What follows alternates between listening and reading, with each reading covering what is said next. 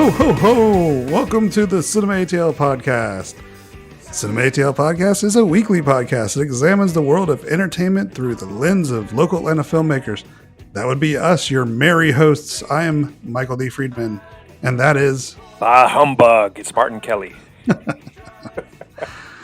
As you might have figured, this is a Christmas episode, and since Christmas is just around the corner and every channel is showing nonstop Christmas movies, we decided to share our favorites with you in our latest top 3 edition of the CinemATL Podcast. But first, before we jingle all the way, Martin, why don't you tell our listeners how they can help the podcast out? You can rock around the Christmas tree and listen to our podcast on any format you choose. And while you're listening at that format, comment and rate and subscribe. And those formats are Amazon Podcast, Apple Podcast, Spotify, iHeartRadio, SoundCloud, Stitcher, and many more. But definitely rate us and subscribe at those formats. And we'd also like to hear from you. You can always tweet us. You can do that at CinemATL or at my personal Twitter at Badger33. Or me at Marte_real1. And then always check out our Instagram at CinemATL Podcast, where you can learn about when new shows are dropping, as well as some other fun stuff. Yeah, some new special features at that IG account, so definitely check it out. And you can also always catch us at CinemATL.com. All right. Before we find out who's naughty and nice, we're going to, I guess, just get into it.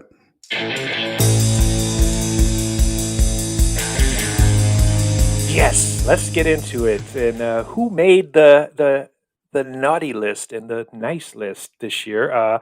But like always, our top 3 lists for this week is just like any other week. It's just our opinions. We're not trying to be critical, analytical geniuses and describe what the absolute best ones are. These are our favorites, and these are our favorites at this moment in time. And they could change tomorrow, and I think they have changed because I believe we did a top 3 a couple years back. Yes, we did, and I don't think mine have changed very much. But yeah, like we said, the way things work is you get in moods and you see things, and stuff goes to the top of your list, and other things drop down. But this is our opinions at the moment, and let's just go for it. First, we name our top 3. We start at 3 and go up to 1. Martin and I alternate back and forth. Then we discuss why we picked them. And then we'll name some honorable mentions. And then it'll be time to lay your head down for a long winter's nap. That's right. That's right. With visions of sugar, let visions of sugar plums dance in your heads after we finish the list. But just until next week when we have another episode. Exactly. You can wake up and it'll be like Christmas. You'll open up a new episode of the CinemATL Podcast. It's like Christmas every Thursday. Yes, I was going to say that. Exactly. All right. I think we've beaten the Christmas theme with a dead horse. Or wait, that doesn't make any sense. Yes, we've done that. So let's just start naming our top 3. So Martin, what's your number 3? My number 3, It's a Wonderful Life. It is a Wonderful Life. But what's your third one? It's a Wonderful Life. Okay, I get it. Okay. Number 3 for me is not so wonderful. But it's Die Hard. Nice. Yes, I figured that was on your list. Number 2 for me is A Charlie Brown Christmas. Okay. I was okay. Yes, we'll discuss. Talk about that one because I specifically went with feature films, and that Charlie Brown would make my list, but I left it at honorable mention. But okay. I digress. I'll describe. Okay. Yeah, we'll talk. Number 2 for me is Love Actually.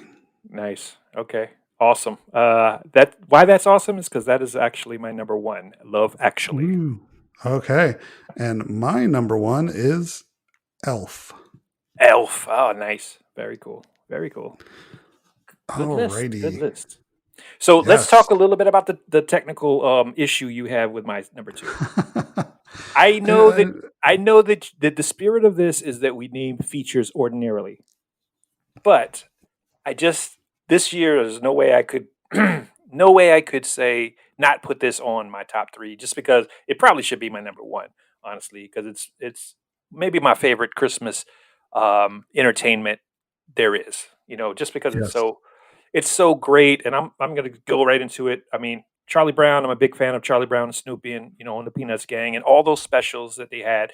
But the Christmas special is extremely special, just because the spirit of the message of the short film. I mean, it's what 30 minutes, I guess, 22 Mhm. minutes technically. 22. Yeah. Yeah, but it's a fantastic Christmas message. It's all about the spirit of Christmas and the spirit of love and togetherness, and that's what Christmas is all about, and that's kind of what this special is all about. And I think in this particular year, there's no way that I'm not going to put it on my top three, just because I'm preaching that everybody needs to be together in spirit at least. You know what I mean?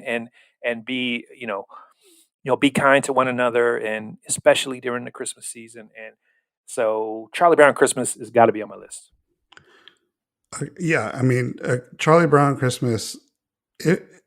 I mean, just by the technicality that it's not, to me, not a feature, and we didn't clarify that, so I'm not gonna like dock you points for that. Well, I appreciate it. I didn't Not realize that they that were we being could actually graded, do that. because I did put it in my honorable mentions, and it is definitely one of my favorite. It's one I watch. There's three specials that I watch every year: Charlie Brown Christmas, Rudolph the Red-Nosed Reindeer, and the original Grinch Who Stole Christmas. Mhm. And the Charlie Brown Christmas is my top number one. It's just so well done. It's just like you said, it's just the spirit of Christmas behind it. And one of the main reasons why I love this special so much is the music. Yes, I was going to say Vince that. Guaraldi's musical Hmm. score of this is just so good. The Oh yeah, jazz versions of these classics, yeah, O Tenenbaum and all those things. right. It's just so good. Like I listen to the soundtrack at this time of year on a regular basis because I just love it so much. No, definitely, and he's he did the music for all of these Charlie Brown specials, and but his Christmas music was fantastic, like you mentioned, and it's sort of that the music alone puts you in a good mood. And to be fair to your technicality, the reason it's only number two on my list is because it's not a feature. So I respected the craft a little bit, and docked it for not being a feature. And so I only made it All number right. two, but it's clearly number one in my heart at least. I'll give you partial credit for that then. Oh, thank Okay. you. You might just get a passing grade yet. All right. All right, so let's talk about some of the other ones. Why don't we start towards the bottom of my list? Die Hard was my number three. Sure. And I know there's always a debate out there. Is this really a Christmas movie? Right. And my answer is yes, it is a Christmas movie. You watch this movie, it's got way more Christmas references than you might remember. I mean, it's got Run DMC's Christmas in Hollis playing, and Yep. it's got the famous "Now I Have a Machine Gun, ho ho ho" written in blood on the guy's sweater. Right. It may not be a traditional Christmas movie, but it is a Christmas movie, and at its heart, it's really about a man who's trying to do what's best for his family. Yep. Absolutely. Absolutely. No, I couldn't agree with you more. It is a Christmas movie in my book. I know there's a little bit of a camp that says it's not, but it totally is. And again, in an odd way, it is all about the Christmas spirit. A man who'll do anything to get back to his family. Right. Yeah. And it also happens to be one of the best action movies ever created. Sure. And it's got one of the best villains ever, and Hans Gruber, played by Alan Rickman, Yep. and he's a great Christmas villain. He's like the Grinch or the Scrooge, he's the bad guy trying to take Christmas away from everybody. Exactly. Exactly. His goal is not necessarily to steal Christmas, but he is the bad guy that you have in these classic Christmas tales. Well, I don't think if you told him that he was stealing Christmas, he would care. He would be happy about that because that's how bad he is. That's how bad a guy he is. Great. Well, what about your number three? Well, my number three is another nostalgic classic. It's a Wonderful Life, and of course, this is a wonderful film in terms of the Christmas spirit. Jimmy Stewart, fantastic performance. It's such a kind of a warm-hearted film. I mean, in some ways, it's about something pretty tragic, but at the same time, Mhm. it turns into a life affirming film. And so I think that the character, goes through a transformation into a life affirming experience that can happen during the holidays, because the holidays are hard on some people, and especially in a year like this, I can imagine it's going to be even harder for some people, because some people are not going to be able to gather with loved ones and friends, and so it's going to be a lot harder. But the heart of the film is in its title, and when you come to realize that it is a wonderful life, and there Mhm. are there are really good things in life, and just hold on to that part of it, and you'll get through the hard parts. And so again, it's just a great message in a classic film, so that's why it's on my list. And a great performance by Jimmy Stewart. Absolutely. Yeah, it's definitely a classic for a reason, and I think a lot of our listeners might be younger than us, and when you think about older movies, people might think, "Oh, yeah, they're old movies. I'm not going to watch that." But this is one, and there's a lot of old movies that people should watch, really. But this is one that you definitely should check out. Absolutely. Absolutely. All So right, so you're number two. my number two was also your number one, Yeah. so we can both talk about this. Love Actually, and what I love about this movie is it's kind of the same thing that you talked about with The Wonderful Life and the Charlie Brown one. It's just really a fun movie that celebrates love and romance at the most magical time of the year, and it encapsulates a lot of the feelings that people get around Christmas time, and it really does like just bring about like what the fundamentals of the holidays are, which is to bring together family and loved ones, and this really kind of encapsulates that in a very well told story and a really great cast. Yes. The cast is ridiculous. Hmm. I mean, Absolutely. pretty much any British actor you can name: Bill Nighy, Hugh Grant, Colin Firth, Liam Neeson, Emma Thompson, and then you've got even like some of the more minor parts with like before they were like bigger stars. You got Martin Freeman, Yep. Chiwetel Ejiofor, Yep. Keira Knightley, Andrew Lincoln, who was Rick Yep. Grimes in The Walking Dead. Uh-huh. Um, it's just a fun movie, but like my favorite part of the movie is Thomas Brody Sangster, who plays Oh, absolutely. Sam, the young Absolutely. kid, Hmm. and he's just a young romantic at heart, and he steals every scene that he's in, and he's Totally. acting Yes. across Totally. from Liam Neeson. So, Right. No, man. I agree. I mean, you mentioned the cast. The cast is fantastic, and you mentioned the overall storyline is all about Christmas and what brings us together, and all of that goes with the season. Um, it is also, what is fantastic about it is it's overall, and it's a balance. It's a balance. Overall, the movie mhm. makes you feel really good, but there are some heartbreaking things in the film too, Yeah, and yeah, some heart-wrenching things that happen in the film. So it balances it. So it's not all one thing. So it's not too sentimental to not be realistic, like it's life. You know what I mean? But mhm. my favorite part, and I have to give you that, because that is one of the best parts, and one of all my favorite lines in scenes are basically that storyline, especially when he's playing the drums, and he gives Liam Neeson that finger, that one Mhm. finger, saying she's the one, which is Mhm. so touching and cool. But my favorite is actually the Colin Firth storyline when he goes back to, I guess, Portugal, and makes a grand gesture to the young woman who had been working with him Mhm. prior, and that sequence is very, very fantastic. And so, it's so many good things about it, and some funny things about it. Like even like we're not even mentioning sort of the storyline about the character who goes to America Yeah. and is so sure he's going to score. with his British accent, and it turns out he does okay. He does okay for himself. But but even that is very funny, and the Martin Freeman storyline is really cool. So I mean, almost all of them are excellent, and even Rowan Atkinson, Mr. Yeah, Bean, Mr. shows B. up at perfect times. You know what I mean? So like, what a fantastic achievement it is to juggle all these storylines into a film that's really about the Christmas spirit. And Bill Nye, of course, this is where he really sort of shot into the public consciousness, in my opinion. Yeah, in the Uh, U.S. yeah, in the especially, U.S. right? In the Yeah, U.S., but obviously he's done fantastic work since. But this is where he sort of jumped off the screen as this larger than life sort of persona. So it was really cool. So yeah, I and can't say enough of good things about it.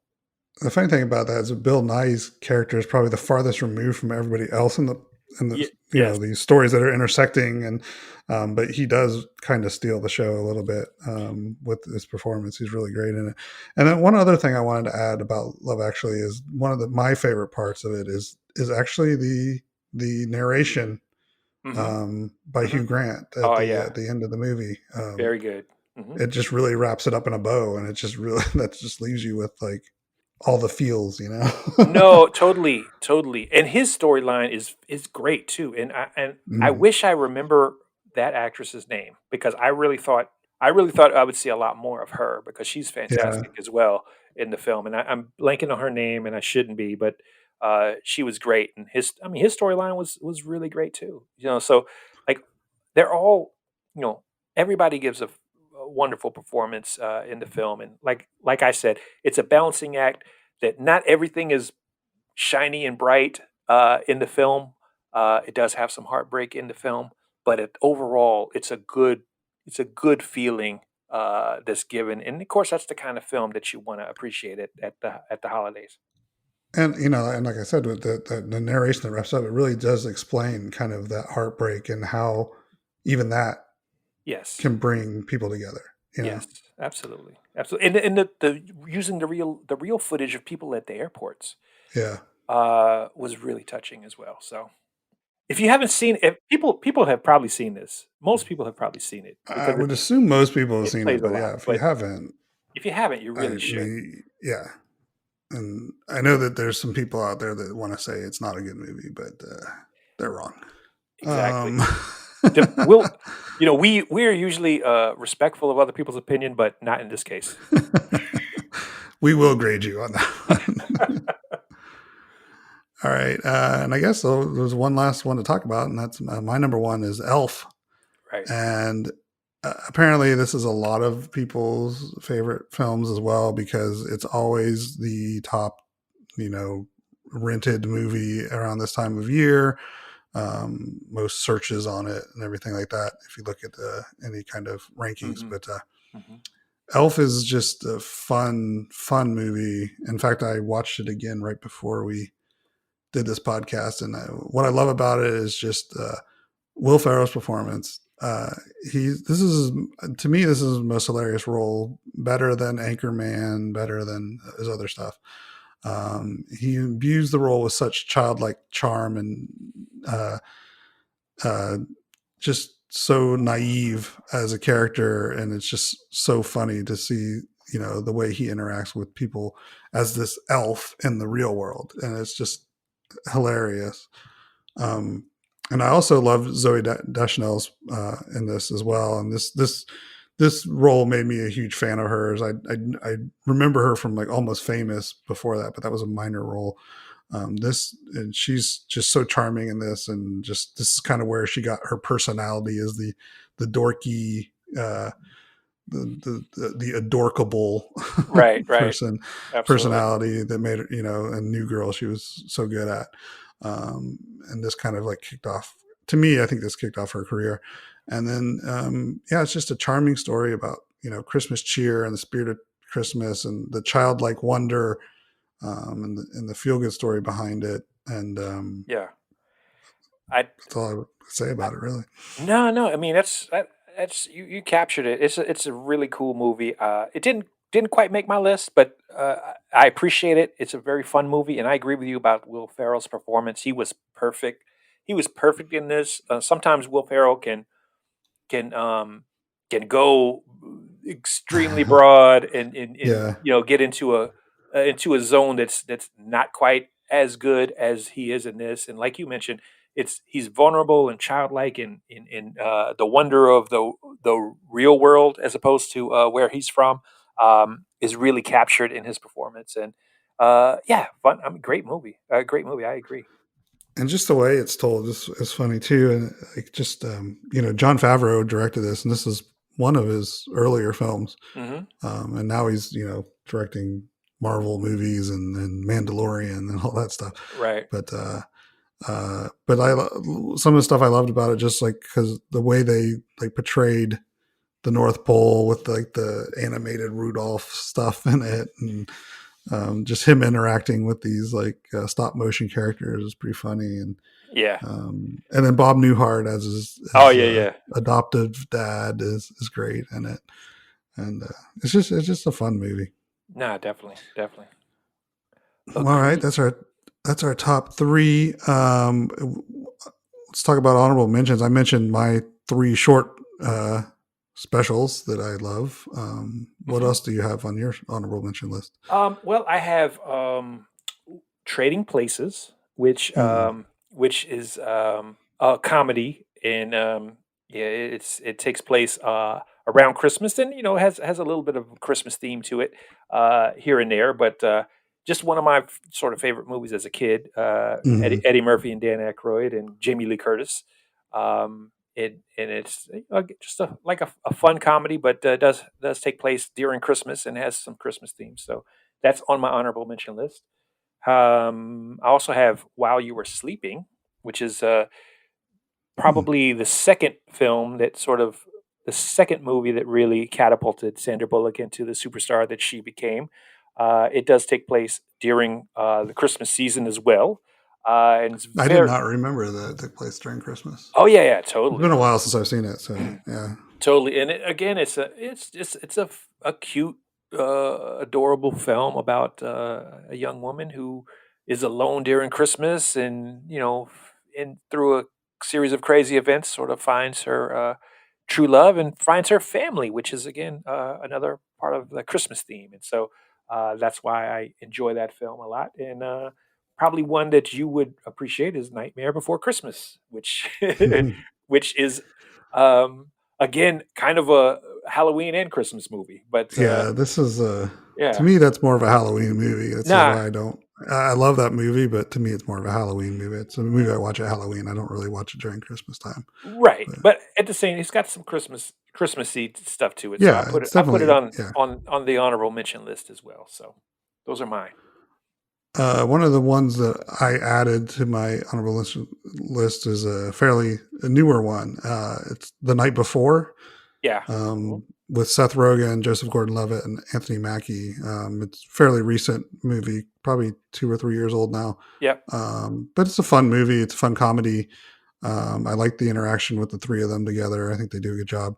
And what I do like about it is it kind of examines three different like types of holidays for Yeah.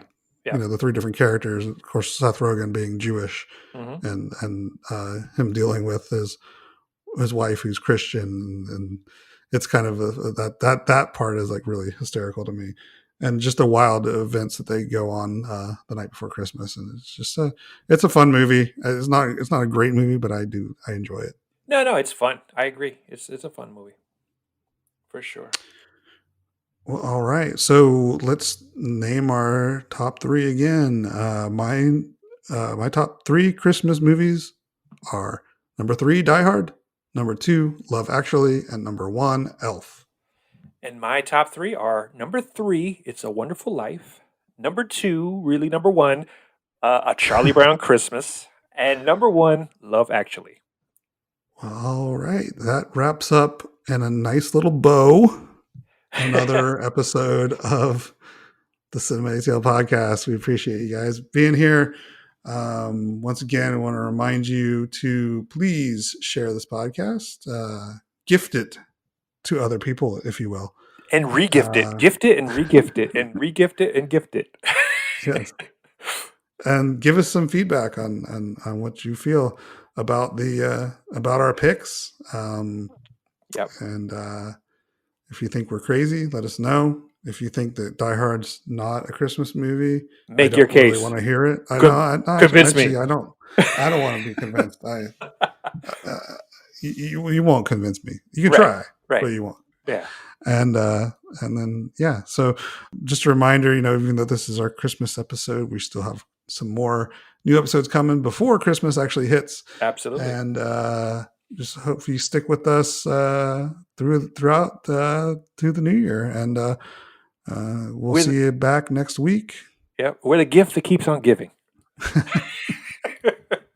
And so I think was that your words of wisdom for this week? No, my words of wisdom is everybody have a great holiday, and keep listening and keep your heads up, and just remember the Christmas spirit is all about the togetherness, but it can be togetherness in spirit. It doesn't have to be physically together. That is true. We can all celebrate Christmas in our own way, together, apart. Does that make sense? I don't know if that makes any sense. A little, but I understand where you're coming from.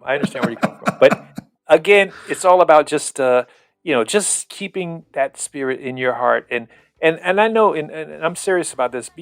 Everyone out there who may, it's Christmas time, or the holiday season in general is a little bit of a time for people to get depressed, and I understand that feeling, and I hope that people out there are not feeling depressed. And if you are feeling depressed, reach out to somebody and talk to them, because there are people who care about you. I don't care what you think. There are people out there that care about you. So reach out and touch someone. Yes, definitely. And depression is nothing to be ashamed of either. Absolutely. Everybody goes through it, and everybody will understand. And like Martin said, reach out. You'll find somebody willing to listen. And on that note, right. And one more thing, I guess I hate to bring it down to this, but on the other side of things, if you are worried about someone, reach out to them and be sure they're good. And that's what it's all about, is be giving in spirit to everyone that you can. So on that note, everyone, let's have a great holiday season, and we will see you soon, or you'll hear us soon. How about that? Unless we're stalking you, then we might see us soon. Well, I hope you don't see us, because then we'll be in trouble.